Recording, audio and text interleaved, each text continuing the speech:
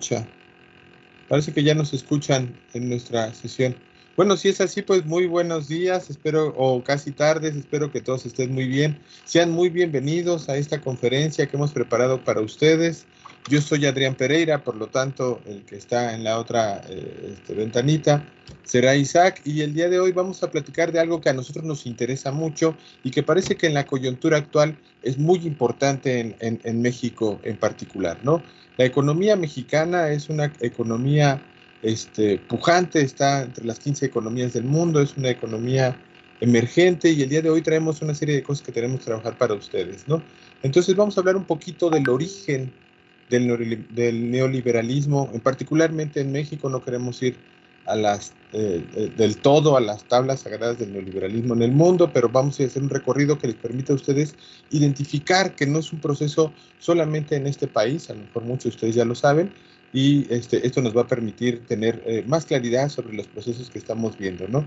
Vamos a hablar un poco del desarrollo en México de este proceso, y vamos a hablar un poco de la reproducción de este fenómeno en particular en México, ¿no? Vamos a hacer mucho énfasis en México, porque pues es el lugar donde vivimos, es el lugar donde ustedes estudian, trabajan o al cual pertenecen, ¿no? Y ahí vamos a estar trabajando. Entonces vamos a darle paso a nuestra siguiente diapositiva para irlo platicando todos juntos, ¿no? Vamos a tener una agenda, a lo mejor un poquito ambiciosa. Espero que este tiempo que hemos ocupado en poder transmitir, lo vayamos recuperando poco a poco, ¿no? Vamos a tener una pequeña presentación que ya hizo más o menos nuestra compañera. Vamos a dar el inicio, vamos a hablar de los momentos relevantes, vamos a hablar de México en particular con respecto a lo que pasa en el neoliberalismo, y vamos a presentarles muchos datos que a lo mejor esto yo creo que les puede ser muy útil.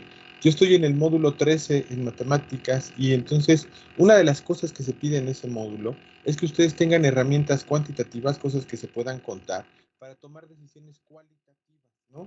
Entonces, esas decisiones pueden ser de cualquier tipo, ¿no? O sea, económicas, decisiones de si vivir en uno u otro lugar, pueden ser decisiones que tienen que ver incluso con nuestro estatus en este país, ¿no? Entonces, es muy importante que ustedes vean que todas estas presentaciones tienen estas características. Ocupamos datos, por ejemplo, de INEGI, del Banco Mundial, de la Organización Mundial de Comercio, del Consejo Nacional para la Evaluación de la Política Social, que en México se llama Coneval, ¿no? De todos esos lados vamos a presentarles un pequeño referente de cómo van las cosas, cómo están vinculadas a estos aspectos, y espero que eso les sirva, ¿no? Vamos a ver el estatus actual del asunto, y vamos a ver un espacio para que ustedes hagan comentarios, para que ustedes nos pregunten cosas, y es que las podemos contestar, y como saben, en Prepa en Línea, pues el conocimiento se construye de manera horizontal. Entonces, si ustedes tienen algunos comentarios que nos sean útiles, pues estaríamos encantados de la vida de mirarlos, ¿no? Entonces, la siguiente diapositiva, vamos a ver esta pequeña presentación. Queremos primero pedirles que entren a este espacio de Mentimeter, ¿no? Es un espacio, si quieren, al final de la sesión, dado que hemos ocupado un poquito de tiempo en esto, regresamos a él y vemos. Lo que queremos saber es, ¿ustedes qué saben del neoliberalismo, no? ¿Qué han escuchado? Por ejemplo, el presidente en turno en este país, cuando comenzó su mandato, dijo que se había acabado en México, ¿no? Entonces, pues uno podría tener opiniones distintas a las del presidente, pero ahí está ese dato particular, ¿no? Entonces, eso es muy, muy interesante, ¿no? Que ustedes nos digan qué saben, qué les parece, ahí tenemos algunas opciones que tienen que ver, si se puede pensar solamente en el neoliberalismo como la apertura comercial. En el caso de México es muy claro, en 1994 la entrada en vigor del Tratado de Libre Comercio, pero en 1992 ya se había firmado, ¿no? Y luego, tiempo después, en la entrada del gobierno del presidente Trump, o a mediados de su gobierno, se refirmó este tratado en el TEMEC. Entonces, tiene que ver con solo la apertura comercial, tiene que ver con una medida ideológica que fomenta este tipo de política económica, tiene que ver con los mercados. ¿Con qué tiene que ver? ¿Ustedes qué han escuchado, no? No sería muy útil que nos dieran esas opiniones. Ahí está el vínculo. Si ustedes tienen su teléfono y tienen cómo escanear ese código QR, también pueden entrar por ahí. Y si quieren, cuando vayamos al final de la sesión, lo vemos y podemos ya hacer un contraste entre lo que hemos platicado y lo que ustedes han escrito en este Mentimeter, ¿no? Entonces pasamos a la siguiente diapositiva y le voy a dar paso a Isaac para que les dé este pequeño recorrido.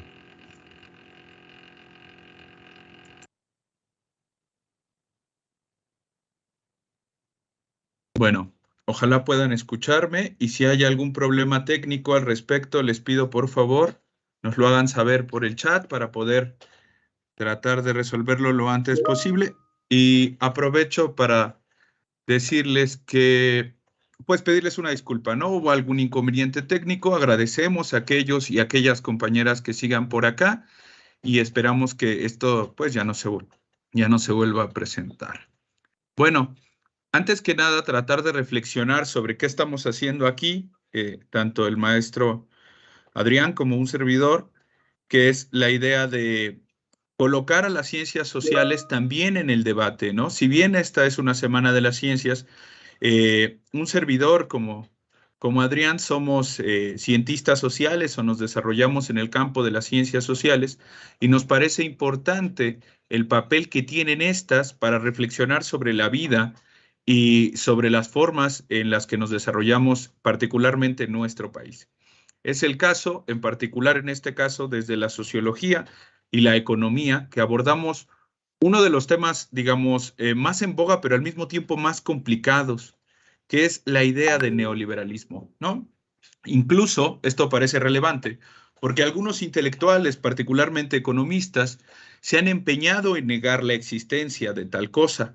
Algunos economistas más vinculados a corrientes ortodoxas, o lo que se llama en la economía las corrientes ortodoxas, se han empeñado mucho en decir el neoliberalismo no existe, ¿no? Es una construcción que tiene funciones políticas, de cuestionar un modelo de economía de mercado, etcétera, ¿no?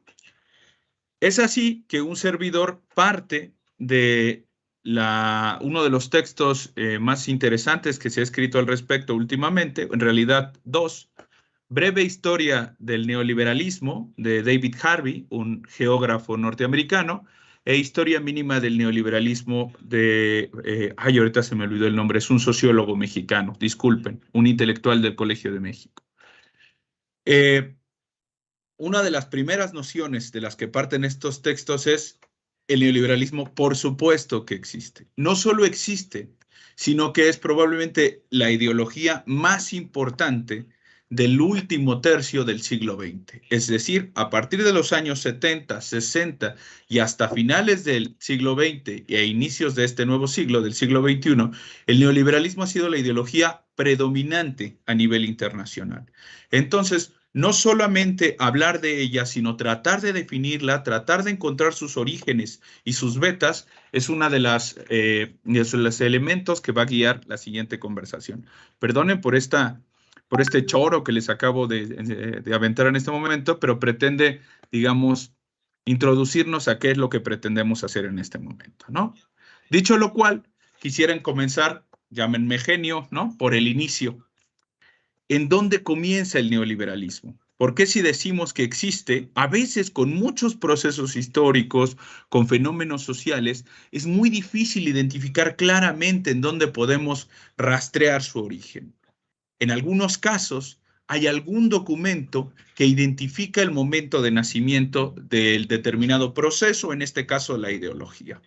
Para el caso del neoliberalismo, hay un momento.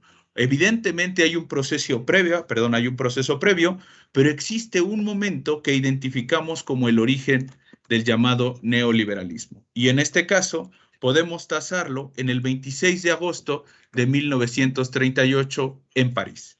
En este momento, perdonen si de repente me distraigo un segundo, es que estoy viendo que la transmisión sea correcta en mi celular. Bueno, el 26 de agosto de 1938, en París, se lleva a cabo el llamado Coloquio Lippmann. Este coloquio tiene, digamos, como objetivo debatir la presentación de un libro. El libro se llama The Good Society o La Sociedad Buena que se va a presentar particularmente en su versión francesa, como ya dije, en 1938. Y alrededor del surgimiento, bueno, de la publicación de la versión francesa de The Good Society, una serie de intelectuales, incluyendo filósofos, economistas, sociólogos, entre otros, se reúnen para discutir no solamente el contenido de este libro, sino lo que trata de desarrollar el mismo, que es el cuestionamiento del liberalismo. Básicamente, un momento de ala caída de una de las filosofías políticas más importantes del siglo XVIII y siglo XIX, el liberalismo, heredado del pensamiento ilustrado, que ha permitido el desarrollo de democracias, sobre todo republicanas, en casi toda Europa, a principios del siglo XX se halla de capa caída. ¿Por qué se halla de capa caída? Por varios motivos. Uno de ellos es básicamente que en el siglo XIX el liberalismo habló, digamos, de libertades frente a las monarquías absolutas que se desarrollaban en Europa y también en otros lugares del mundo, ¿no? Sin embargo, al tiempo que acompañaba al proceso, digamos, del cambio del viejo régimen monárquico hacia las repúblicas, también hubo un proceso de desarrollo industrial capitalista que iba a la par del pensamiento liberal. Desgraciadamente, para un sector de la población, el desarrollo industrial capitalista trajo consigo también la pauperización y, ¿cómo llamarlo?, una explotación terrible de los sectores obreros, en particular en aquellos países industrializados. Estamos hablando del Reino Unido, ¿no? Y de Alemania en particular, pero pensemos particularmente en Inglaterra. Bueno, esta tenebrosa y rampante explotación de los obreros por parte del nuevo proceso de industrialización capitalista en los países del norte de Europa generó una profunda insatisfacción entre un sector muy amplio de la sociedad, ¿no? En este caso, el sector obrero. Además, la Primera Guerra Mundial, que se desarrolla entre 1914 y 1919, a los sectores populares, no solamente sumándoles las condiciones de trabajo graves que ya venían llevando a cabo, hay que sumar pues, lo que significa la guerra, ¿no? Es terrible decirlo, pero mutilaciones, muertes.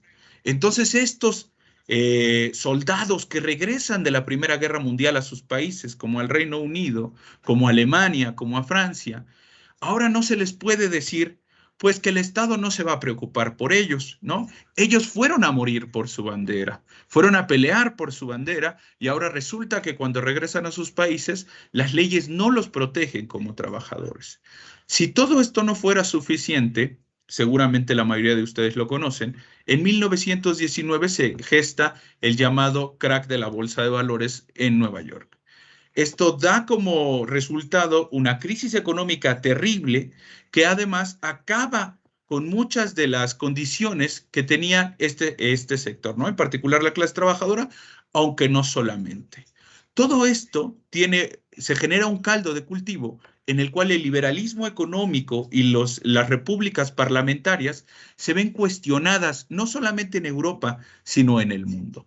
Así que los intelectuales que se han reunido en París para discutir The Good Society buscan reivindicar al liberalismo frente al mundo que hoy en día, como ya dije, está de capa caída. No solamente el liberalismo significa la crisis del 29, la falta de protección a los trabajadores, sino que además ahora hay competencias. A principios del siglo XX surge un pensamiento colectivista que se desarrolla particularmente a partir de la revolución de 1917 en la Unión Soviética, pero también en los fascismos que se están desarrollando tanto en Japón como en Alemania. Y frente al liberalismo, esto hoy en día puede parecer extraño, pero en ese momento frente al liberalismo, tanto los fascismos como el comunismo parecen opciones modernas y de avanzada frente a un liberalismo decimonónico, es decir, un liberalismo del siglo XIX, que parece cada vez más rancio y demasiado individualista, que no se preocupa por las grandes mayorías. Es en ese contexto que estos intelectuales se dan cuenta que es necesario replantear el liberalismo y protegerlo de los pensamientos colectivistas que a principios del siglo XX comienzan a ser las alternativas más importantes. Bueno, en las sesiones del llamado Colegio Lippmann se empieza a plantear, se propone y se acepta la idea de crear un centro de investigación, un centro internacional de estudios para la renovación del liberalismo. Al mismo tiempo, se le busca un nombre a esta nueva filosofía que busca renovar el liberalismo y puede ser muy obvio, puede parecer muy simple y probablemente por eso es una gran idea, deciden llamarle neoliberalismo. Cabe mencionar que estos procesos no se llevan a cabo con la velocidad que quisiesen porque para el año siguiente, recuerden que estamos hablando de 1938, para el año siguiente inicia la Segunda Guerra Mundial, ¿no? Esto demorará, pero al final de la Segunda Guerra Mundial ha quedado larvado el pensamiento neoliberal, las estructuras y los conceptos que se desarrollarán para entonces. Bueno, dos elementos son centrales dentro del pensamiento neoliberal. En primera, la defensa del mercado. El mercado como ese espacio físico o no físico en donde se encuentran oferentes y demandantes de bienes y servicios para que puedan, digamos, encontrarse, ¿no? Es decir, cuando hablamos de mercados, no hablamos del mercado de mi casa, aunque también, no solamente, aunque también, sino de todos estos espacios donde aquellos que ofrecen cosas y aquellos que compramos cosas podemos encontrarnos, ¿no? El mercado, la economía de mercado, como este concepto central, es muy importante para el pensamiento neoliberal porque tanto el fascismo, poco ya más avanzado, ¿no? Al principio, y el comunismo cuestionan la economía de mercado, ¿no? Hablan más bien de una regulación por parte del Estado de este espacio de encuentro que es el mercado y no un espacio libre, medio idílico, cabe mencionar, por parte de los neoliberales, porque en realidad nunca sucede así, siempre hay regulaciones, pero en términos conceptuales y abstractos, el mercado es este lugar para los liberales de ensoñación en donde nadie se mete, solamente el que ofrece y el que demanda. Así como la defensa de la economía de mercado, también está el Estado de Derecho, ¿no? Siempre y cuando considerando que a diferencia de los liberales del siglo XIX, para los neoliberales del siglo XX, es mucho más importante la libertad económica que la libertad política. Y lo vamos a ver en el caso chileno en 1975, pero ya iremos para allá. Esto, a grandes rasgos, es el inicio del pensamiento neoliberal. Bueno, en este colegio Lippmann y el centro de investigación que se generan en el coloquio, quiero decir, disculpen, surgen dos grandes corrientes. Una mucho más moderada, encaminada o encabezada por Rostow y Lippmann, en la cual ellos consideran que el Estado puede jugar un papel importante. Y por el otro lado, mucho más radical, la corriente de los austriacos, de Hayek y von Mises. Mises y Hayek básicamente establecen que cualquier regulación estatal es una avanzada de parte del socialismo y solamente puede conducir a acabar con la libertad. En primer lugar, con la libertad económica, pero eventualmente con todas las libertades. Este es el pensamiento de la escuela austriaca dentro de las disputas que había en el coloquio Lippmann. Cabe mencionar que después de la crisis de 1929, la posguerra de 1945 y lo que significaba la Unión Soviética como opción alternativa al capitalismo, hay un consenso en el mundo, lo que se llama en términos generales como el consenso keynesiano. ¿Qué es el consenso keynesiano? Casi todas las repúblicas, digamos, capitalistas en el mundo y algunos reinos, por supuesto, es decir, casi todas las naciones del mundo occidental, más allá de la Unión Soviética, estaban de acuerdo que tenían que construir algo que se llamaba estado de bienestar. O sea, que el gobierno se encargara de dar ciertas certidumbres a los trabajadores, ¿no? Como seguro social, vacaciones, apoyar a los sindicatos, salarios mínimos, además de un fuerte gasto por parte del Estado en salud, educación y vivienda. Eso en términos generales, evidentemente con diferencias en cada país, se puede llamar el acuerdo o digamos el consenso keynesiano, que está basado en el pensamiento del economista inglés John Maynard Keynes y que tiene su expresión más clara en las políticas del New Deal de Roosevelt en los Estados Unidos. Bueno, los ideales centrales, las ideas centrales del neoliberalismo que se oponen, digamos, a este consenso keynesiano es: el Estado debe generar las condiciones para el desarrollo del mercado, es decir, lo más importante es el mercado, pero el mercado no es un fenómeno natural, a diferencia de lo que se podría decir. Es un proceso histórico y requiere que el gobierno se encargue de crear las condiciones para esto. Y dos, la libertad económica, es lo que yo les mencionaba, es más importante que la libertad política. Sin embargo, después del consenso keynesiano, para 1945, la facción austríaca, encabezada por Hayek y Mises, encuentran su oportunidad y crean para 1945, en una región de Suiza, en Chardonnay, la llamada Sociedad de Montpellier, que lleva ese nombre en torno al hotel en el cual se habían reunido estos economistas, una serie de empresarios, además, y una serie de intelectuales para discutir el papel que tenía que desarrollarse ahora por parte del modelo neoliberal. Es esta facción que empieza a construir un modelo mucho más radical que el que representaban Rostow y Lippmann. Bueno, en la sociedad de Montpellier, digamos, hay un elemento mucho más político, empresarial y estadounidense. Ahora se tiene bastante claro que no se trata solamente de un pensamiento filosófico que debe desarrollarse en las universidades. Si bien va a tener su corazón en los centros de investigación en las universidades, la idea es que pueda llegar a los espacios de toma de decisión, particularmente a la política, a la alta política, para cambiar la forma hacia donde está girando el mundo. Es así que en Illinois, en los Estados Unidos, el 6 de noviembre de 1947, se formalizará la llamada Sociedad de Mont-Pelerin.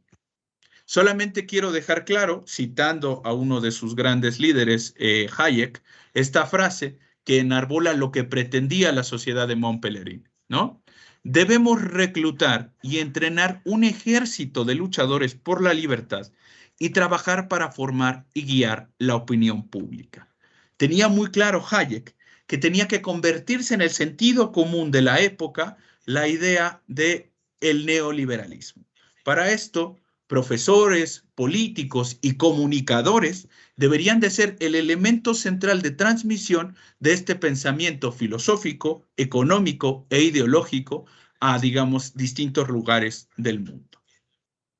Dentro de esta nueva expresión del neoliberalismo ya mucho más radicalizada, hay otras ideas centrales que voy a presentar rápidamente, ¿no?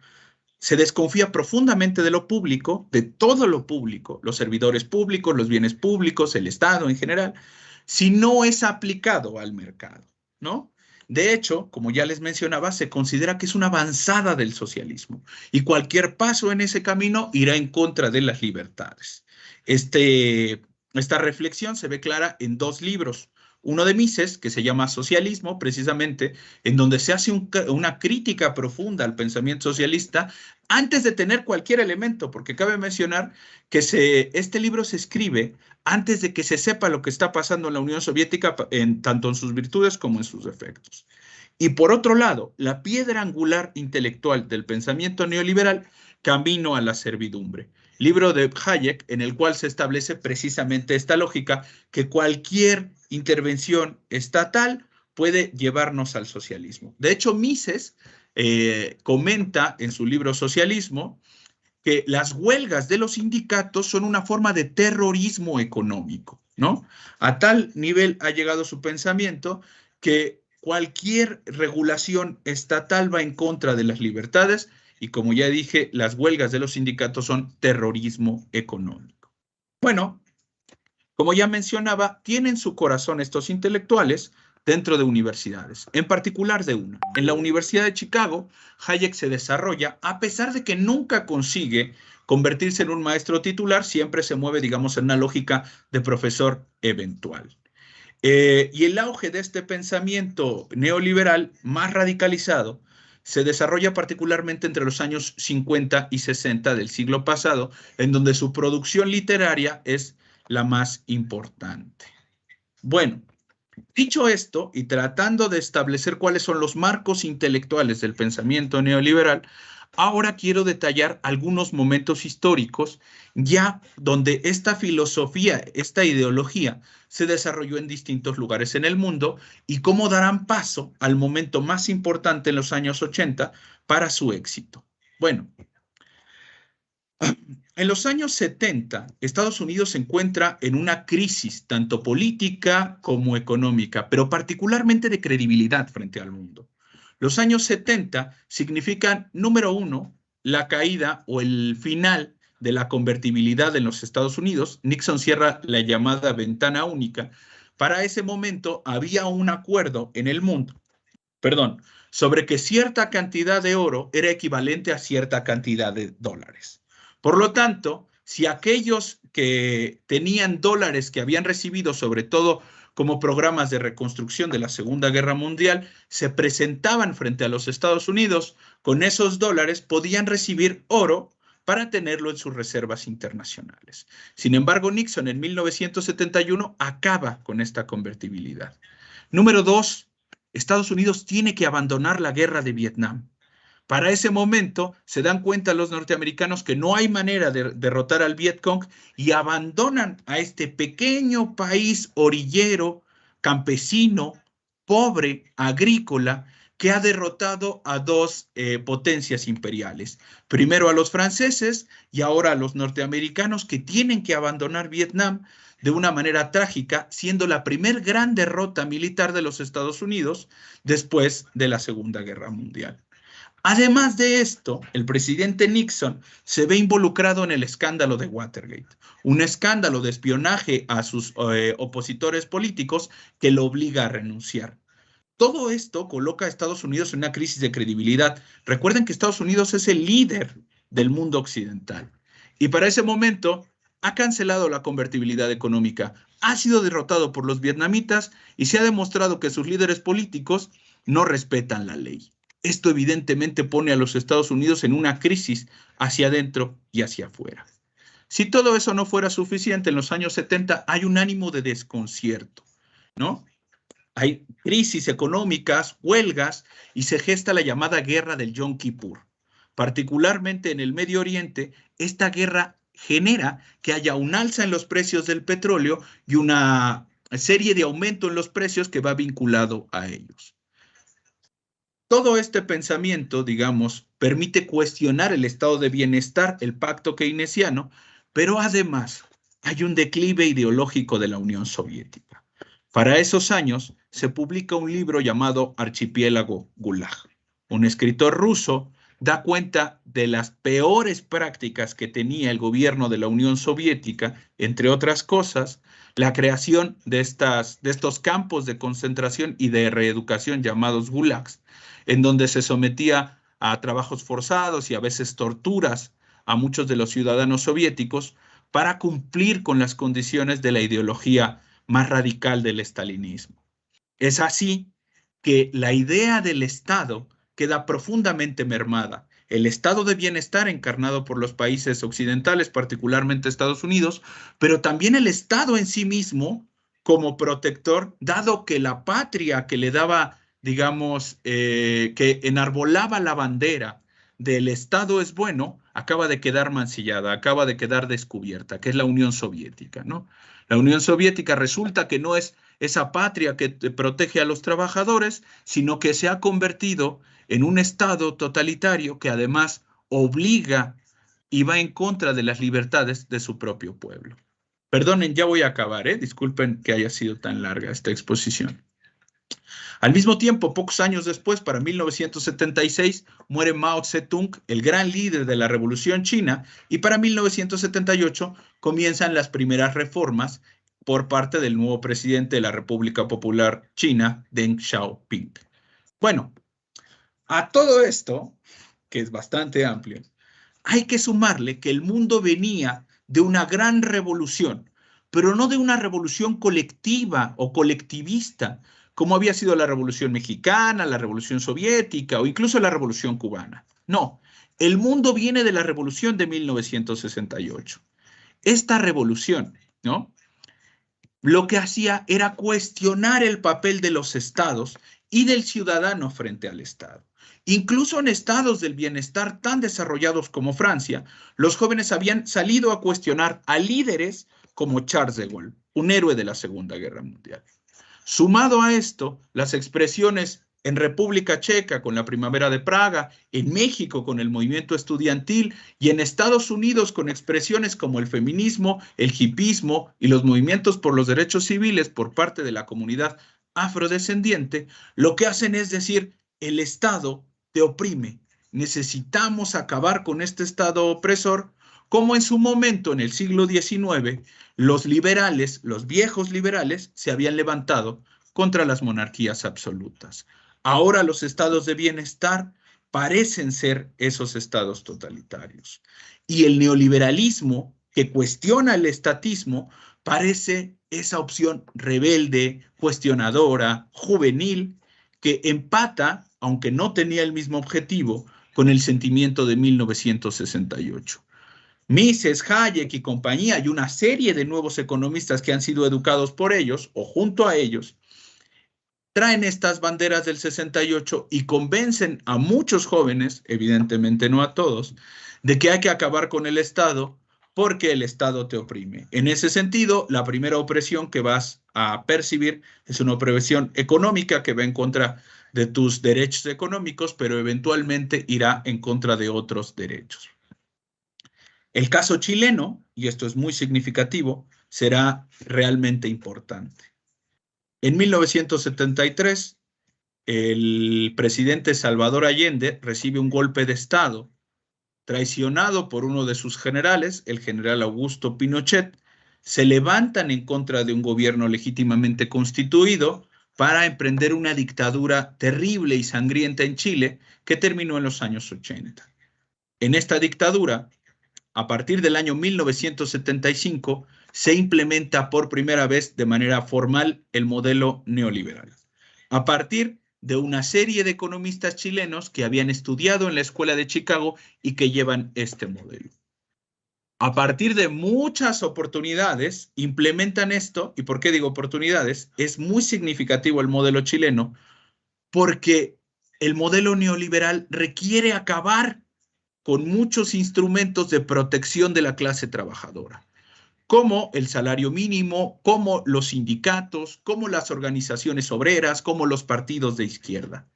¿Dónde mejor que en una dictadura de derechas militar como la de Augusto Pinochet?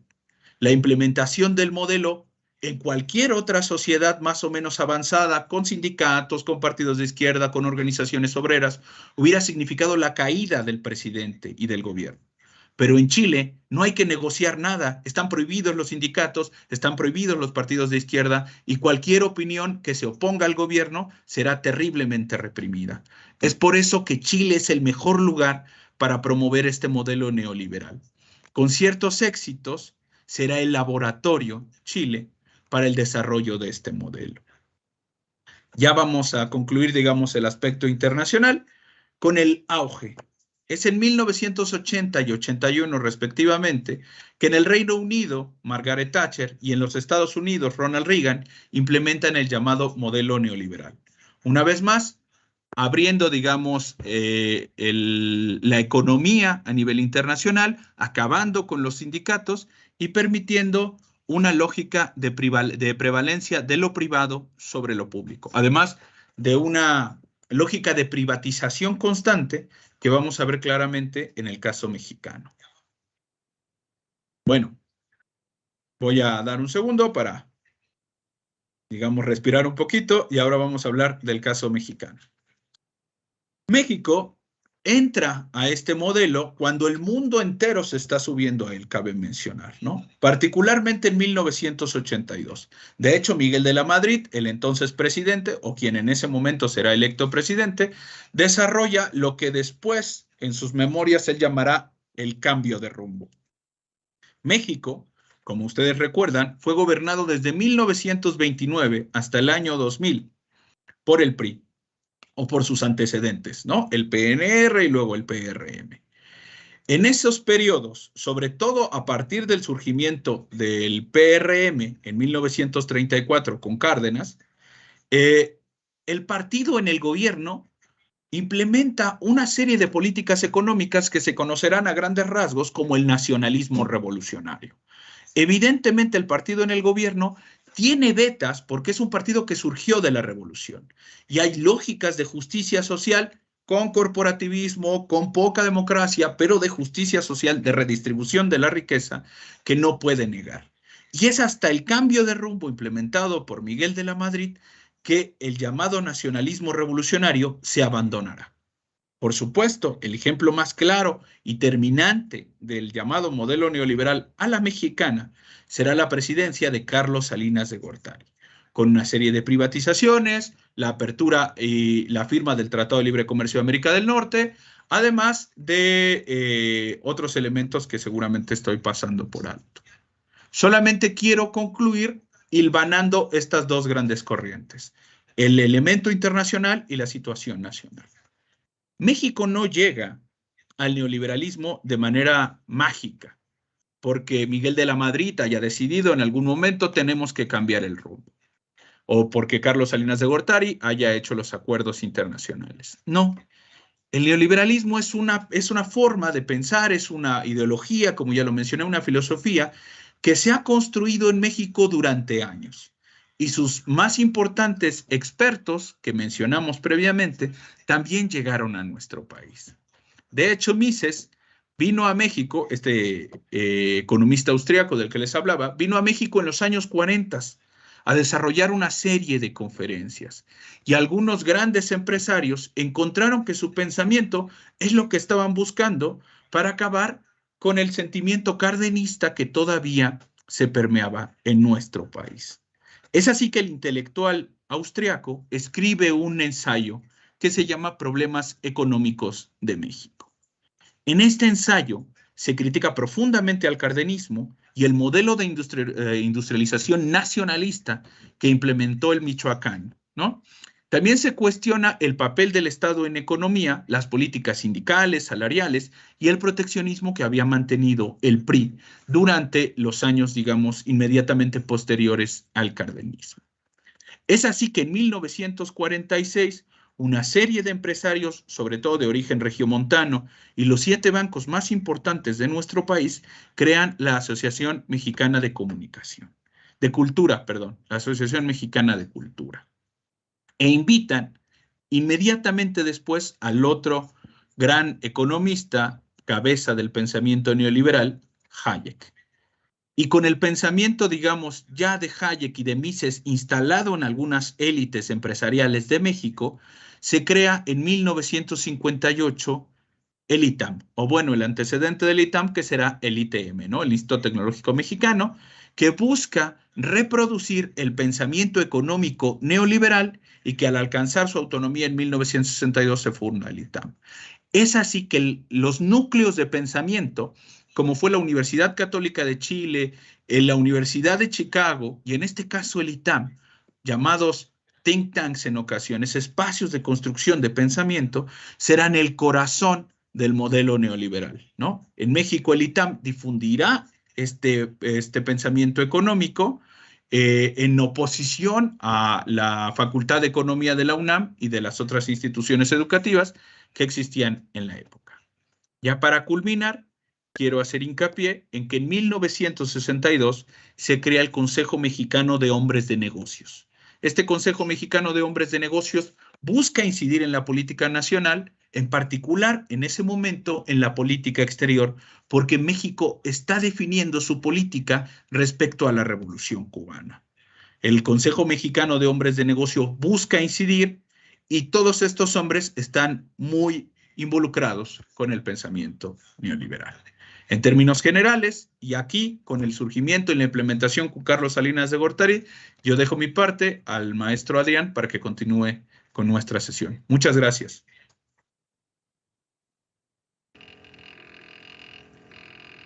Ponemos la siguiente diapositiva. Creo que la exposición ha sido muy amplia en cuanto al contexto histórico, el contexto global en el que se da el pensamiento neoliberal, ¿no? Y como se podrán ustedes dando cuenta a partir de este recuento que hace Isaac, se pueden dar cuenta que no significa el neoliberalismo exactamente que no exista Estado, sino que el Estado tiene que tener una cara distinta a la que venía siendo, ¿no? En México, voy a intentarlo aterrizar toda esta idea que hemos tenido con las premisas que nos ha dado Isaac, en México en particular, ¿no? A continuación vamos a tener un montón de gráficos, que es una de las debilidades que tengo, en la que yo creo que es más fácil ver qué ha pasado con el neoliberalismo en México, ¿no? Entonces, ahí vemos algunas relaciones de los indicadores macros, pero antes quiero mencionarles que en México, más o menos a finales del cardenismo y hasta 1982 se llevaba a cabo un proceso económico, un proyecto económico que llevaba un nombre que era algo así como industrialización por sustitución de importaciones. No solamente se conoce así, casi en toda América Latina se llevaron proyectos económicos muy parecidos entre sí, ¿no? Entonces, por ejemplo, Bertola y Ocampo, que son historiadores económicos, uno colombiano y otro uruguayo, le llama industrialización dirigida por el Estado, ¿no? Entonces, este proceso económico lo que intentaba hacer era sustituir parte de las importaciones que se tenían que hacer a los países subdesarrollados con el fin de exportar bienes que se produjeran en estos países subdesarrollados. Normalmente esos bienes que se intentaba sustituir eran bienes medianamente fáciles de hacer para no ponerles un nombre demasiado rimbombante, y lo que teníamos que hacer era seguir importando bienes de capital, máquinas, todas cosas que se pueden hacer de manera difícil, y eso iba solventando el problema económico en México, ¿no? Durante ese proceso, cerca de 40 años, digamos, de 1940 hasta los años 80, no siempre fue así, digamos, hay facetas de ese modelo también, en las que se pueden ver procesos inflacionarios y de bajo crecimiento, pero digamos, de manera general, durante todo ese periodo, más o menos la tasa de crecimiento promedio anual, es decir, cada año la economía crecía entre 5 y 6.8%, ¿no? Normalmente es el dato que se da, 6.4% se habla en promedio de lo que crecía la economía durante todo ese periodo. Es decir, se iba creciendo de manera medianamente acelerada, ¿no? Hoy, por ejemplo, durante la primera década de los 2000, China crecía a tasas cercanas al 10%, entonces ustedes pueden ya ver más o menos la magnitud de cómo iba ese proceso. En el tiempo que llevamos del periodo de apertura neoliberal, si lo queremos llamar así, es decir, de 1982 a 2022, la tasa promedio de crecimiento ha sido de 2.4%, la cual es bastante menor que la del periodo anterior, ¿no? Entonces, en el grafiquito que ustedes ven ahí, van a ver una relación entre la tasa de crecimiento del Producto Interno Bruto, es decir, de la cantidad de bienes y servicios que se genera en un país año con año. Pueden ser anuales, también pueden ser trimestrales o semestrales esas medidas, pero aquí lo estamos trabajando anual. Todo lo intenté que todo fuera anual. A ver, algunos datos que van a ser distintos, pero se los voy mencionando, ¿no? Y está en la misma gráfica con una línea punteada el índice de apertura. El índice de apertura, como dice en el lado izquierdo de la diapositiva, es la suma de las exportaciones, las importaciones entre el Producto Interno Bruto. Entonces, lo que significa esto, ustedes pueden ir dándose cuenta que la línea punteada siempre tiene una tendencia a la alza. Es decir, nosotros nos podemos dar cuenta que la economía mexicana logró lo que se pretendía con este modelo económico, ¿no? Que se abriera la economía, que tuviéramos mayor comercio internacional, exportar e importar, y vinieran flujos de capital de inversión extranjera directa y de inversión de cartera, ¿no? Y nosotros podemos dar cuenta en la otra línea, en la línea que es continua, en la que aparece un electrocardiograma, que es eso, el electrocardiograma del país, pueden ver los brincos, ¿no? Entonces podemos ver un primer gran brinco que va a caer hasta más o menos 1982, y luego un segundo brinco que va hasta 2007, y luego un tercer brinco que va hasta 2019, ¿no? Son las tres grandes crisis, si uno lo quiere ver así, a grosso modo, que ha sufrido México, ¿no? 1982 sufrimos lo que se llamó la crisis de la deuda. Esa crisis de la deuda es la explotación, digamos, del peor escenario posible que le podía pasar a México. En 1900, como lo venía platicando yo ahorita, Isaac, a mediados de los años 70, hay un incremento de los precios del petróleo. Ya mencioné algunas partes por qué. Un poquito más atrás podíamos mencionar la OPEP, si no mal recuerdo, se crea en 1962, pero es una suerte de peripecias porque también va de la mano con varias revoluciones que se están dando en los países del norte de África y de esta zona y que van generando este conglomerado de países petroleros. Esto va a generar que los países petroleros se den cuenta que tienen una palanca de desarrollo en el petróleo y creen este consorcio y ¡pum!, también empuje el precio para arriba, ¿no? Entonces, imagínense un escenario como el que estamos viviendo ahorita, más o menos, de crecimiento de los precios del petróleo, ¿no?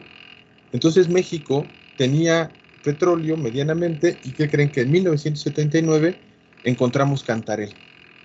Y entonces nos damos cuenta que tenemos una abundancia de petróleo. Por ahí hay una frase que dice alguno de nuestros presidentes, que ustedes recordarán, que dicen que lo que tenemos que aprender a hacer era administrar la riqueza, ¿no? Entonces, era el mejor escenario plausible. Entonces, en ese momento, México, venían los prestamistas y le decían a México, gobierno mexicano, pues, que si necesitaba préstamos para el desarrollo, y ahí se los prestaban y se los prestaban, y era muy raro, ¿no? Imagínense que, bueno, no es tan raro hoy, ¿no? Que los bancos les llamen diario para decirles, oye, ¿no necesitas una nueva tarjeta de crédito? Oye, ¿qué crees que te voy a prestar para que te compres tal cosa? ¿No? Así más o menos le pasaba en México en ese momento, pero pasó algo muy, muy, muy importante, ¿no? Hubo una caída después de los precios del petróleo, México estaba endeudado y entra a la Reserva Federal, que era uno de los principales bancos que prestaba en el mundo y que aparte impone la tasa de interés en todo el mundo. El Banco Central es el Banxico de Estados Unidos, digamos, bastante diferente, pero digamos, para que tengan un referente. Y hay un gobernador de ese banco que se llama Paul Volcker y sube las tasas de interés. Entonces, no solo México, sino gran parte de los países de América Latina caen en una moratoria impresionante. Esto de debo, no niego, pago, no tengo, ¿no? Así se enfrenta México a ese proceso y entonces tiene que negociar con Estados Unidos la forma de reincorporarse a los mercados financieros mundiales para volver a inyectar liquidez al mundo. Bueno, al mundo y en particular a la economía mexicana, ¿no? Tengan en cuenta que esto que mencionó Isaac, del cierre de la ventanilla oro en Estados Unidos, ¿no? Los procesos inflacionarios en Estados Unidos que había, pues había generado un proceso distinto a lo que veníamos viendo, ¿no? Entonces, esta crisis en la que cayó América Latina y en particular México, fue el primer parteaguas para empezar a ver la apertura comercial. No quiere decir que México antes de eso no comerciara con el mundo y que no fuera exitoso comerciando con el mundo. Lo era, ¿no? Incluso por ahí hay un profesor de la Universidad Nacional Autónoma de México, de la UNAM, que se llama Gasol, que se apellida Gasol, que él menciona que la apertura fue mucho antes en México y eso queda demostrado porque el arancel, en lo que hoy se llama la Organización Mundial del Comercio, en ese momento se llamaba el GATT, por sus siglas en inglés, era mucho menor el arancel que cobraba México, es decir, le cobrábamos menos impuestos al comercio internacional de lo que en el GATT se permitía, para que comerciaran con nosotros, ¿no? Entonces, ya había una tendencia en ese sentido y había un agotamiento del modelo anterior. Entonces, ustedes lo pueden ver, esa primera gran caída que ven ahí hasta 1982 es esa, nuestra crisis, ¿no? En esa coyuntura histórica en la que nosotros nos veníamos en una crisis, pues nos platican que necesitamos aperturarnos económicamente y nos empezamos a dar cuenta que en la gran cantidad, en el mundo en su conjunto, el capital ha agotado una forma de reproducirse, es decir, de obtener ganancias que tiene que ver con las mercancías. Y se dieron cuenta que otra forma de obtener ganancias, o se redieron cuenta porque ya existían los mercados financieros, era aperturar las cuentas de capital en el mundo, ¿no? Así no solamente comercian con nosotros, sino también le permitimos a los capitales extranjeros que vengan a invertir y le permitimos que compren activos financieros en México y todo el tiempo están abiertos estos activos financieros, ¿no? Ahí comienza una de las etapas más importantes de la globalización que hoy vivimos, ¿no? La globalización financiera, la globalización del capital financiero. Hoy todos los países están inmersos en esas cuentas todo el tiempo, ¿no? Pum, pum, pum, pum, pum, pum, y estamos en ese sentido. Entonces ustedes se pueden dar cuenta que a partir de ese momento, este electrocardiograma empieza a no tener brincos tan grandotes, empiezan a hacer brincos más chatos, ya están sobre una misma franja más o menos, y más bien lo que hay es caídas vertiginosas, ¿no? Una de las más importantes, bueno, en 1995 nosotros tenemos una devaluación bestial donde cae el Producto Interno Bruto, donde se pone, digamos, se consolida el FOBA-PROA, y bien tenemos brincos así de importantes. Para 2007 hay una crisis en el mundo que se llama crisis de las hipotecas subprime, ¿no? Que tiene su origen en Estados Unidos, pero el proceso contagio fue de tal magnitud que, no sé si recuerdan, en ese momento teníamos un funcionario, un gobernador del Banco de México que se apellida Cárcel, que era un poquito gordito, y nos decía que no nos preocupáramos mucho, que a lo mejor un catarrito sucedía, ¿no? Y ahí pueden ver otra caída enorme en el Producto Interno Bruto en 2009, que ese fue uno de los puntos cruciales, ¿no? Y la última gran caída, pues tenemos con respecto a la pandemia de 2019, ¿no?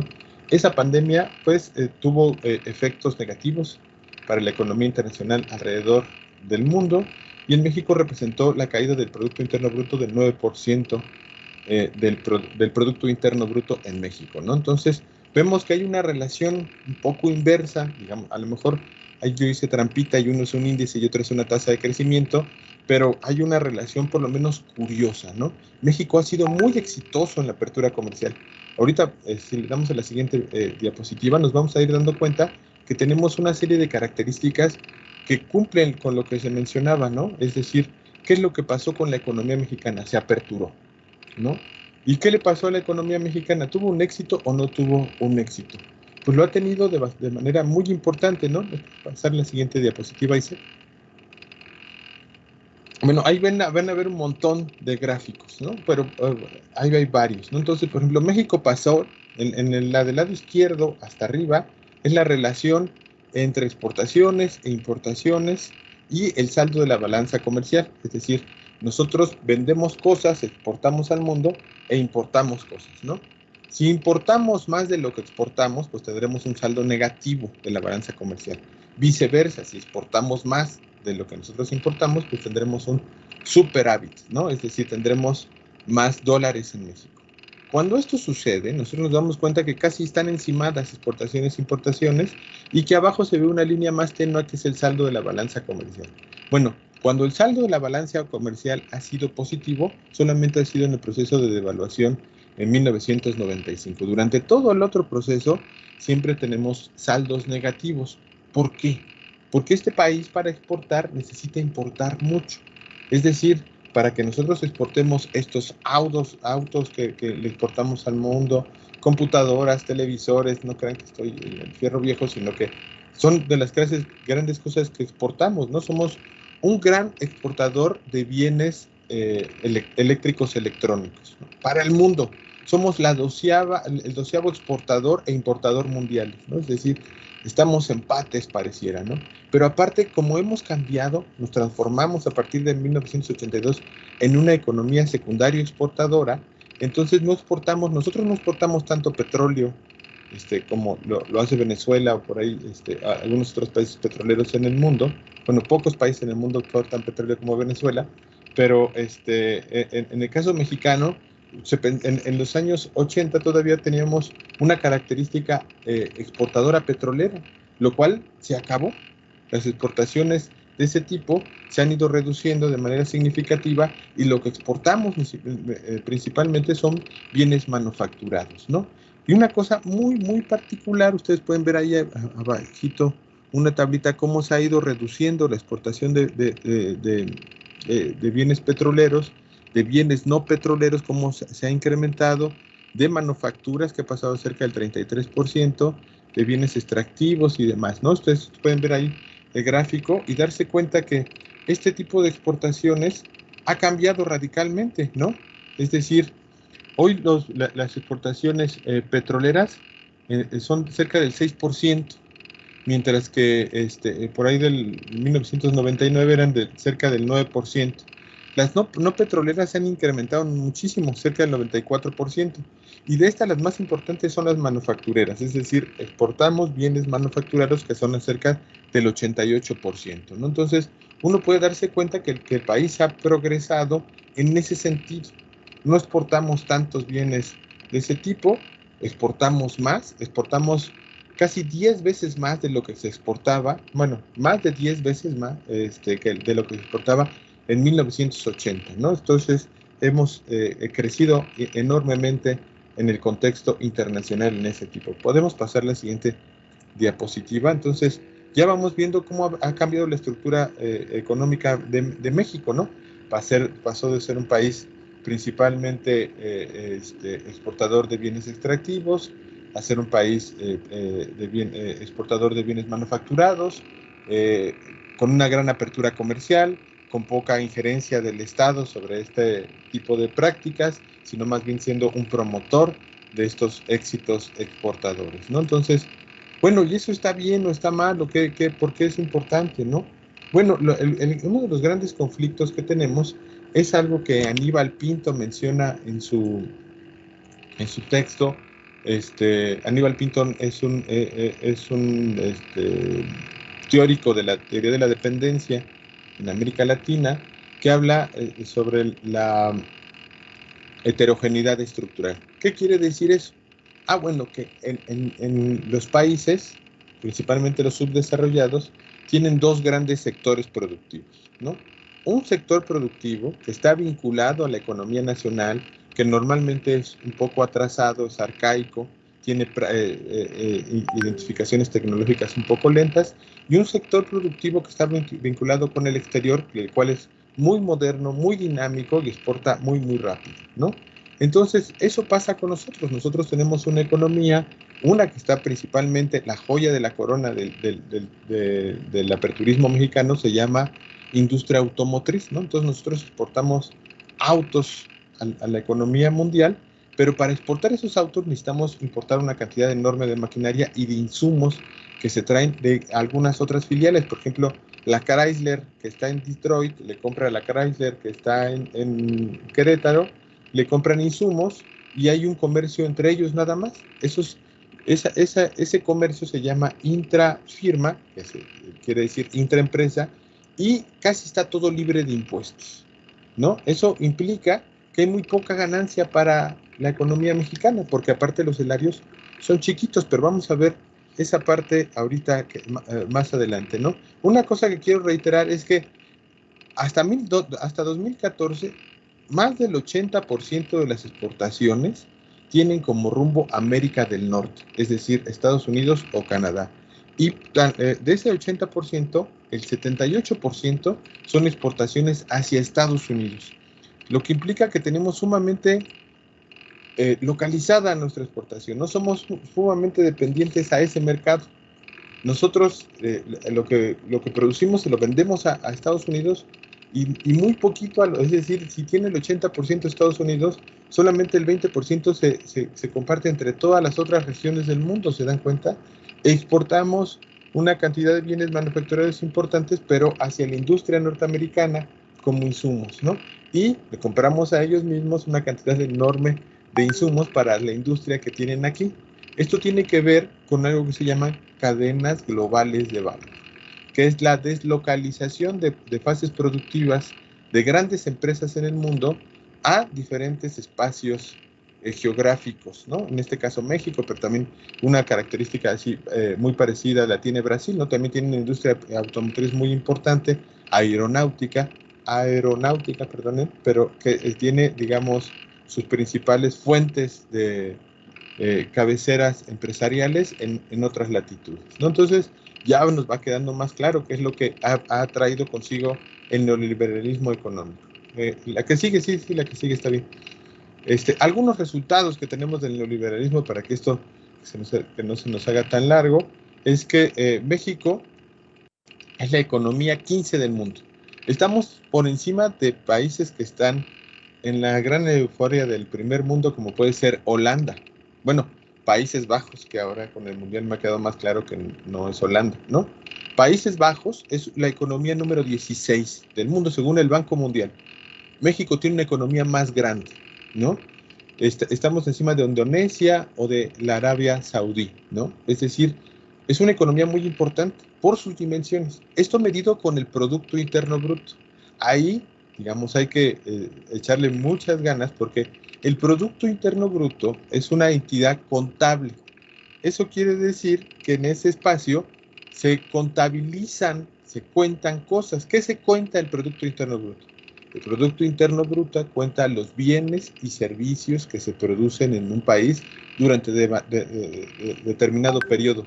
El problema es que las economías como México son economías que dentro del país se producen muchos bienes por economías transnacionales. Eso implica que esas economías transnacionales en el Producto Interno Bruto también se contabilicen esos puntos, ¿no? Bueno, parece que tenemos, que vamos un poquito atrasados en el tiempo. Voy a darle prisa a esto, porque a pesar de lo mucho que me emociona platicar con ustedes, pues ustedes tienen cosas más divertidas que hacer. ¿Qué es lo que ha traído en este sentido, en lo que nos toca a nosotros, ¿no? Lo que nos duele en el bolsillo o lo que nos beneficia en el bolsillo. Bueno, ustedes pueden ver aquí, en este gráfico, en esta gráfica de pastel, pues la relación, la pérdida acumulada de los trabajadores asalariados. El gran monto gris que ven ahí es el porcentaje de la riqueza que se genera en este país que se quedan los empresarios, los acreedores y el gobierno. Es decir, el 63% de esta riqueza del Producto Interno Bruto se queda en estos escaños, ¿no? Solamente el 29% es relacionado con los trabajadores asalariados. Esto ustedes lo pueden verificar y no creernos a nosotros, sino que pueden ir al Sistema de Cuentas Nacionales de México, que está en el INEGI, y revisarlo, ¿no? Y decir, estos no están mintiendo o están mintiendo, ¿no? Que sería lo más divertido que pudiéramos discutir en ese sentido. Esto representa una caída del 8% con respecto a 1983, fecha en la que más o menos calculamos que comienza el neoliberalismo. Recuerden que no hay fechas exactas, digamos, en cuanto a los procesos sociales, sino que va un poco adelantado, ¿no? Un poco, digamos, son procesos que van cambiando de a poco y no podríamos decir, ahí mero comenzó el neoliberalismo, ¿no? Hemos perdido un 8% en cuanto a la remuneración de los asalariados durante este proceso. Si vamos avanzando un poquito más adelante en nuestra presentación, ustedes se van a dar cuenta que aquí les puse la medida de la riqueza, la evolución del valor monetario de la línea de pobreza, ¿no? Es decir, ¿qué determina que haya pobres o que no haya pobres en México? Y ahorita esta gráfica yo me parece, la anterior, si le pones la anterior, por favor. Ustedes pueden ver cómo ha crecido, ¿no? Desde 1980, si no mal lo veo, desde 1992, perdón, hasta 2022 tenemos esta gráfica. Son unidades monetarias. La de arriba, la que está en azulita, es en el ámbito urbano, mientras que la está en verde es en el ámbito rural. Para no ser pobre en el ámbito rural, usted tendría que estar ganando por persona cerca de 3,000 perdónenme, justo perdí el gráfico, pero ahorita se los digo. 3,022 pesos para no ser pobre en el ámbito de rural y 4,208 pesos en el ámbito urbano. Si nosotros obtenemos un ingreso superior a eso, pues dejaremos de ser pobres, pero si nosotros nos damos cuenta ahorita con los datos que les voy a mostrar más adelante, hay una cantidad enorme de pobreza en este país. Esto me refiero a la canasta alimentaria más la canasta no alimentaria, es decir, la que cubre las necesidades de calorías básicas más la renta, transporte, ¿no? Una persona, a lo mejor muchos están diciendo, no, ¿cómo creen que 4,000 pesos no me alcanza para nada? Pero pues eso es el dato que tenemos del Consejo Nacional de la Evaluación de la Política Económica. Esto ha tenido los siguientes resultados. En la siguiente diapositiva, ustedes se van a dar cuenta que tenemos estos datos, ¿no? Y esos datos nos revelan el éxito que ha tenido el neoliberalismo en términos de desarrollo, ¿no? En términos de pobreza, pasamos de 2016 del 43% de la población, 43.2%, al 2020 a 43.9%. Es decir, estamos en este momento, en 2020, en los datos de 2016, más o menos en los mismos datos, un poquito encima. Es decir, se ha incrementado la pobreza, ¿no? En la pobreza extrema también se ha incrementado y también la vulnerabilidad de carencias sociales. ¿Cuáles son las carencias sociales, no? Si tenemos rezago educativo, si no tenemos acceso a servicios de salud, si no tenemos acceso a seguridad social, a calidad de vida, todos esos que ustedes ven abajo con estos datos, con estos porcentajes particulares, ustedes se pueden dar cuenta a qué sí tienen acceso. A lo mejor nosotros tenemos más de los 4,000 pesos, hemos ido a la escuela, ¿no? Tenemos acceso a servicios de salud porque podemos pagar nuestros 30 pesos de consulta en el doctor Simi, pero no tenemos acceso a créditos o espacios para vivienda, ¿no? Porque tenemos un subempleo que nos pagan, pero no tenemos derecho a esas partes. Entonces, caemos en estos términos de vulnerabilidad, ¿no? Por último, ya para terminar, a ustedes les quiero compartir una tabla que construí a partir de datos del INEGI, ¿no? La anterior. Y ustedes pueden ver, despuésita de la de Coneval está otra tablita que construimos nosotros. Me refiero a esa, mira, ahí. Entonces, ustedes pueden ver, tenemos la población total, 128,490,000 más o menos mexicanos, ayer que los contamos, estaban todos esos, ¿no? Eso quiere decir que hemos crecido, la población mexicana ha crecido de manera importante, en el mundo cada vez a tasas menos rápidas. Si ustedes son del módulo 13 ya saben calcular esas tasas para saber qué tan rápido crece la población, y nos podemos dar cuenta en la siguiente columna tenemos la población económicamente activa. Cerca de 59 millones de mexicanos son la población económicamente activa, es decir, por ahí un poquito menos de la mitad de la población que es la que trabaja y la que genera la riqueza para toda la población en el país, ¿no? De esa PA está ocupado cerca del 96.66%. Es decir, todos los que están en la población económicamente activa tienen alguna actividad remunerada. Sin embargo, ocupado, bueno, más bien ahorita les metí un poquito, porque ocupado no necesariamente quiere decir que tengamos un empleo, sino que también que lo estemos buscando, también aplica como estar ocupado. Bueno, de esa población económicamente activa, de los que están ocupados, pues cerca del 28% están ocupados en la informalidad. Es decir, tenemos un puesto de discos, o vendemos tenis, o hacemos quesadillas, ¿no? O vendemos cafés y pan. Entonces, todo eso tiene que ver con qué ha traído el neoliberalismo, con la ruptura de estos derechos laborales que deberíamos de tener. Entonces, ahí lo vamos viendo. Ahora, si ustedes van al cuadrito de abajo, donde viene por salario, entonces se van a dar cuenta de algo todavía más difícil, pero relevante, ¿no? La población que gana hasta un salario mínimo, es decir, que gana menos de 5,186 pesos al mes, están en el 33%. ¿Sí se dan cuenta? Es decir, 30 de cada 100 personas que están trabajando ganan menos de 5,200 pesos, ¿no? De 1 hasta 2 salarios son el 33%, ¿no? Es decir, ahí nos vamos dando cuenta que son diferentes grupos, ¿no? Es decir, ahí ya tenemos el 66% de la población, y ese 66% de la población no gana más de 10,372 pesos. Hasta 3 salarios mínimos tenemos que hay una población de el 10% de la población, sumado al 30 y al 30, es decir, el 70% de la población no gana más de 15,558 pesos. Ahora, recuerden que nosotros para vivir encima de la línea de pobreza teníamos que ganar más de 4,200 pesos. Entonces, si vivimos nosotros solitos y nada más nos mantenemos a nosotros, pues nos sobran 11,000 pesos.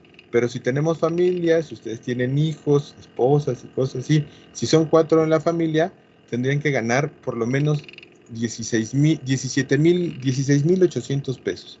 Lo que implica que esa familia, si nada más trabaja una persona para mantener esa familia, pues está en pobreza, ¿no? Entonces se van dando cuenta Bueno, para no hacer más largo el cuento, quiero que se den cuenta que la población económicamente activa en México, cerca del 30, 60, 70, 74, cerca del 80% de la población no gana más de 31,116 pesos mensuales. Y esto porque el salario mínimo aumentó durante este gobierno a 172 pesos con 87 centavos, ¿no? Entonces, tenemos una población profundamente pauperizada, ¿no? Tenemos una economía que es profundamente dependiente de Estados Unidos, que sí somos grandes productores de bienes manufactureros industriales, pero que genera este nivel de pobreza. ¿Por qué? ¿Por qué tenemos esa relación? Entonces, en la última diapositiva que tenemos el día de hoy, pues teníamos la idea de que si nos daba un poquito de tiempo, ustedes nos dijeran, ¿qué creen que está pasando? ¿Existen alternativas? ¿Se puede mejorar este proceso productivo? ¿México no puede cambiar? ¿Estamos en el proceso de cambio con el gobierno actual? ¿No estamos en el gobierno actual, en el proceso de cambio con el gobierno actual? ¿O qué está pasando, no? ¿Ustedes qué percepción tienen, no?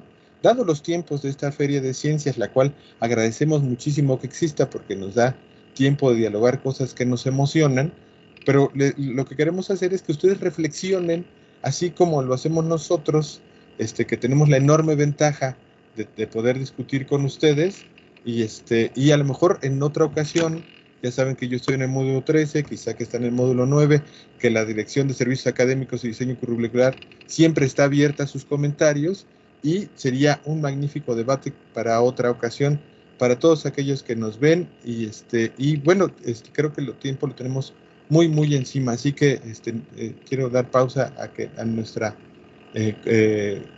presentadora el día de hoy para que cierre a este espacio. Bueno, pues nada más, antes que nada, quiero agradecer el compartir sus valiosas aportaciones que nos permitieron visualizar toda esta parte del contexto de la filosofía neoliberal y que la ubicaron en ejemplos específicos de nuestro país, ¿no? Y que al ser un tema complejo, creo que pudimos comprenderlo y ir de la mano con ustedes, aterrizando cada uno de los puntos que nos compartieron. Ya para cerrar, de manera breve, vamos a pasar a la sesión de ronda de preguntas. En esta ocasión nos va a apoyar nuestra compañera Brenda García con las preguntas que aparecieron en el chat. Por favor, Brenda, gracias. Sí, gracias Maribel y buenas tardes a todos. Como comenta Adrián, estamos un poquito con los tiempos encima.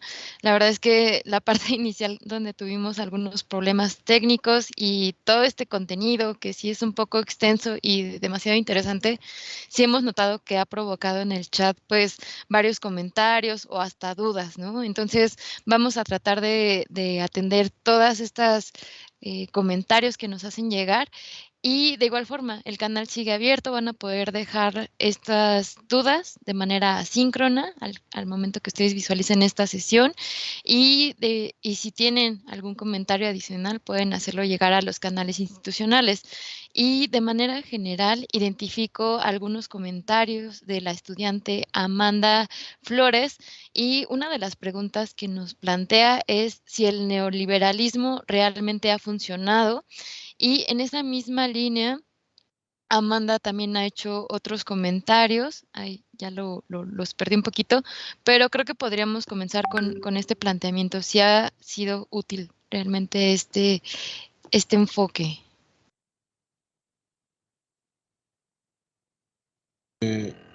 Bueno, a mí me parece que siempre hay que contextualizar a quién, ¿no? Por ejemplo, este país tiene a uno de los hombres más ricos del mundo, ¿no?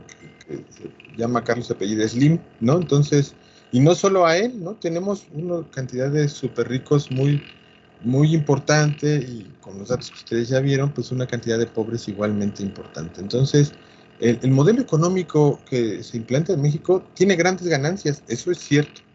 De eso a que, digamos, haya generado desarrollo en este país, hay una distancia importante, ¿no? Entonces, las ganancias que se generan en México son muy, muy importantes. Y, por ejemplo, yo podría sobre la mesa, el litio está por convertirse en un recurso importantísimo para la economía global, o ya lo es más bien. Y tenemos grandes intereses en este país. El asunto es cómo hacemos para que eso también le funcione a las personas con menos recursos para este país, para su desarrollo.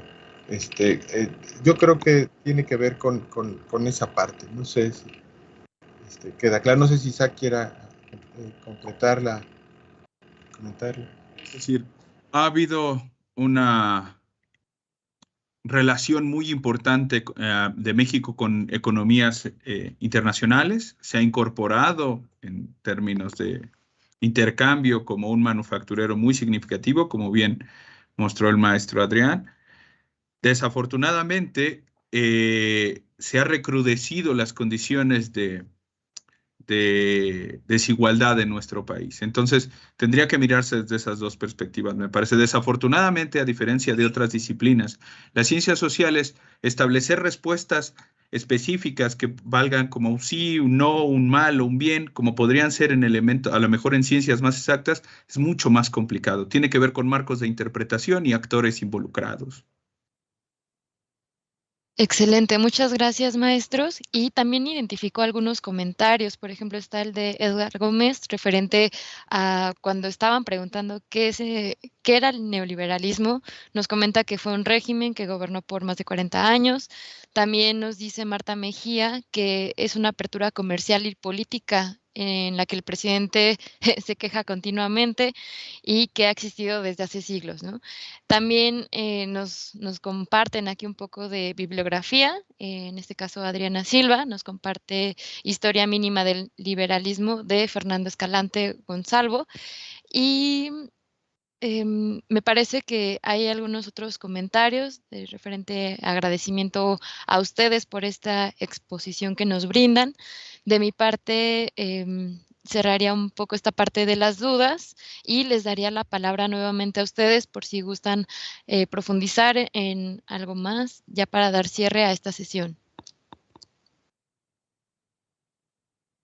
Muchas gracias. Bueno, nada más establecer que las ideologías y las filosofías apelan a convertirse en sentido común. A mí me parece que más allá de la estructura económica, una de las reflexiones que me gustaría dejar aquí es que esta filosofía, esta ideología se ha convertido en el sentido común de época desde los años 70 hasta la fecha. Apenas últimamente se ha reflexionado sobre cuestionar esto. Tiene que ver más allá de la apertura económica, más allá de terminar con relaciones, digamos, de sindicales y con salarios mínimos, con condiciones laborales. Tiene que ver con un sentido común, con una forma en la que se ve el mundo.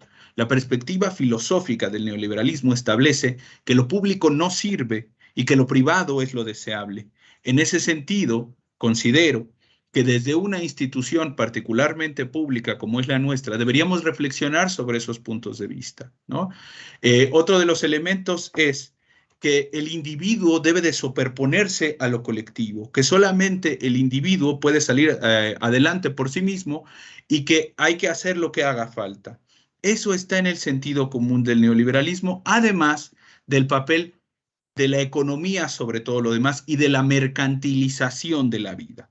Todo puede llegar a ser una mercancía si se cuenta con la cantidad necesaria de dinero. Honestamente, eso me parece terrible. Se establece la lógica de que el mundo es un gran supermercado y si tienes dinero, puedes comprar no solamente ropa o celulares o computadoras, también puedes comprar afecto, puedes comprar sexo, puedes comprar amistad. En ese sentido, a mí esa lógica, esa filosofía, me parece terrible y creo que debe de ser cuestionada.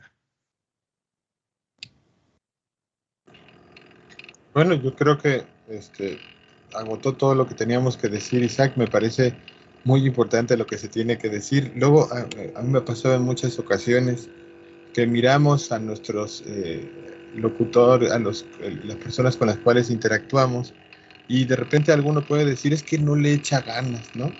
Es pobre porque quiere, ¿no? Entonces, eso es una de las cosas que tenemos que pensarnos bien, ¿no? Si hay una estructura que genera estos niveles de pobreza, imagínate, hay la mitad del país, pues no le echa ganas en todo caso, ¿no? Y preguntarnos qué está pasando, ¿no? La verdad, este país tiene tantos problemas así de cheleganismo, o sí somos una economía bastante fuerte, bastante pujante, pero tenemos restricciones que no nos permiten crecer o abandonar ese nivel de pobreza. Yo creo que esa es la reflexión más importante en cómo la comunidad es muy importante, cómo esto que hacemos, dialogar, platicar, ver si tenemos cosas en común, es trascendente para la vida social, para la vida económica y cualquier forma de trascender la pobreza. Entonces, muy agradecido con la dirección, muy agradecido con Ferienciencia, con todo el mundo que organizó. Espero que se le hayan pasado bien tanto como yo. Bueno, pues de nuestra parte, a nombre de la dirección, agradecemos su tiempo, todo el conocimiento que nos compartieron. En verdad, las reflexiones con las que cierran nos dejan pensando en muchas cosas, ¿no? Y espero que todos los que hemos participado nos las llevemos y ya en soledad analicemos y reflexionemos con conciencia. Entonces, a nombre de la dirección, agradezco mucho su presencia y pues esto sería todo. Éxito y no sé si desean decir algo más.